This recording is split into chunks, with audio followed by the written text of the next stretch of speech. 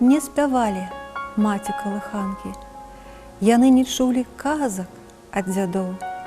Палохаў іх ахрыплы голас танкаў. Трывожыў іх журботны енк удоў. Яны не плакалі бессоннымі начамі, калі ад бомбаў неслі іх у склеп. І словы першыя, якім іх навучалі, былі пра немцаў, пра вайну і хлеб.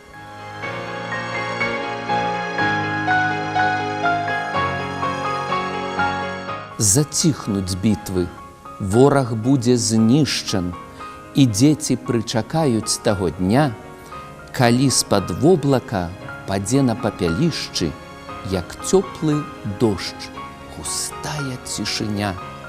Нясмела з хат яны у поле выйдуць, каб першы раз спакойна ў жыцці палюбавацца родным краявідам, паслухаць звон рачулкі ў трысці.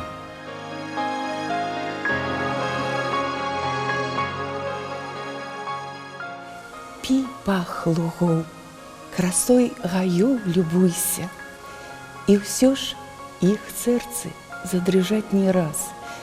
Ім здасца самалётам першы бусел, пажарам здасца першая зара.